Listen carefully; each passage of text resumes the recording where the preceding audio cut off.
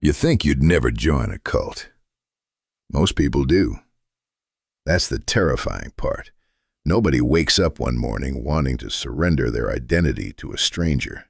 Nobody plans to abandon their family, hand over their money, or die for someone they met 6 months ago.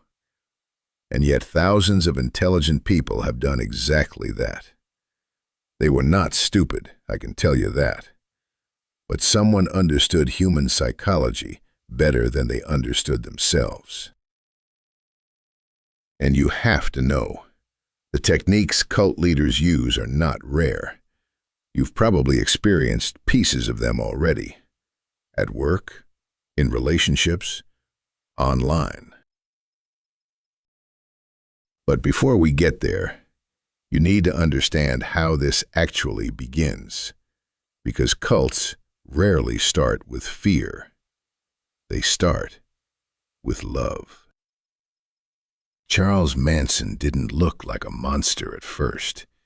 He looked like someone who listened. In the late 1960s, young people met him during some of the most emotionally unstable moments of their lives. They were lonely, lost, drifting between identities. And Manson gave them something intoxicating: attention. He made people feel deeply understood within minutes. He mirrored their emotions, validated their pain, made them feel special.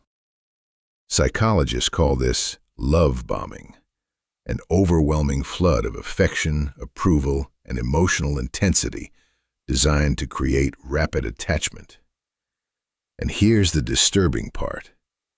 When someone gives you belonging before you feel you've earned it, your brain starts associating them with safety.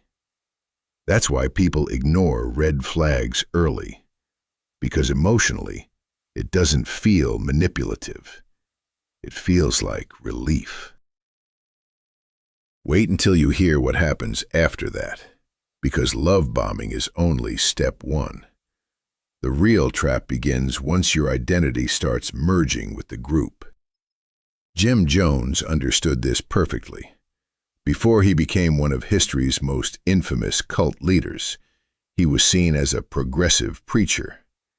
He spoke about equality, community, justice. People admired him. And slowly, admiration became dependency.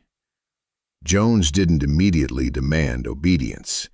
That would scare people away. Instead, he created an environment where followers became emotionally disconnected from the outside world. Family members who questioned him became negative influences. Critics became enemies. Doubt became betrayal. And suddenly the group wasn't just a group anymore. It became reality itself. This is where cult psychology becomes horrifying.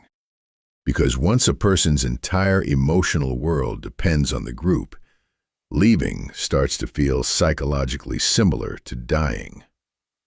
Think about that. If all your friends are inside the movement, if your purpose comes from the movement, if your identity exists because of the movement, then questioning the leader doesn't feel like changing your opinion. It feels like destroying yourself. And cult leaders know this. That's why isolation matters so much. Not always physical isolation, by the way. Sometimes it's emotional isolation. A cult leader slowly convinces followers that nobody outside the group truly understands them. Sound familiar? Because modern manipulation works the same way. Some influencers do this. Some toxic relationships do this. Even some online communities do this. They create an us versus them mentality. The moment someone believes outsiders are incapable of understanding them, critical thinking begins collapsing. And this next part is where things get deeply unsettling. Cult leaders don't just control information, they control emotion. Manson used unpredictability constantly. One moment he was affectionate. The next moment he was cruel, cold, humiliating. That inconsistency creates psychological dependency, because the human brain becomes obsessed with regaining approval. It's the same mechanism behind gambling addiction. You keep chasing the emotional reward because you never know when it's coming again. And suddenly, followers aren't obeying because they're forced to. They're obeying because emotionally, they're addicted. Wait until you hear how cult leaders erase a person's identity completely. Because this is the part most people underestimate. Real cult control doesn't happen through chains. It happens through repetition. Repeating beliefs, repeating slogans, repeating rituals, over and over until the group's voice slowly becomes louder than your own internal voice. Jim Jones would make followers publicly confess doubts and insecurities in front of everyone. At first, it sounds like vulnerability, but psychologically, something darker was happening. When people repeatedly humiliate themselves publicly for a group, their brain starts justifying the group even more afterward.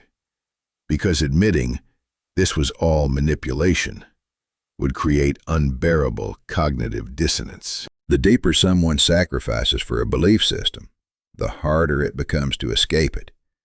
That's why some followers defended cult leaders even while being abused by them. And if you think fear alone caused that, not exactly. Because fear is powerful, but identity is stronger. Most cult leaders eventually convince followers that they are nothing without the group. No purpose, no meaning, no future. That's identity destruction. And once someone reaches that point, the leader can rebuild them however they want. Different name, different beliefs, different morality, a completely rewritten person. Charles Manson once said he could see people's weaknesses almost immediately. And honestly, that may be the scariest thing about cult leaders. Not their violence, their perception. They study loneliness, insecurity, grief, confusion. Then they position themselves as the solution. That's why cult recruitment often spikes during unstable times in society.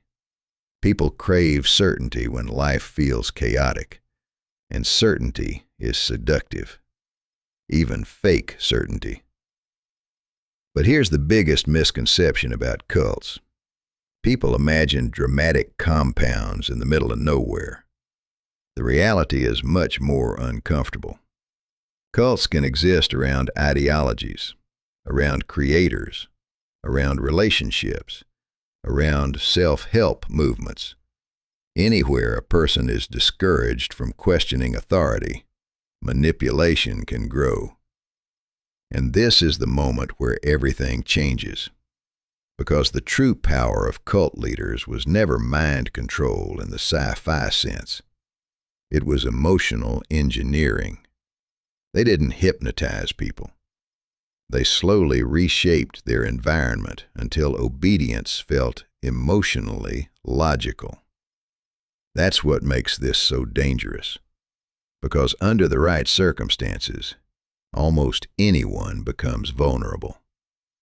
Loneliness, loss, identity crisis, fear. Those things make people search for certainty. And someone charismatic offering absolute answers can feel like salvation, until it isn't. Wait until you hear this final part, because this is what makes cult psychology terrifying long after the cult ends.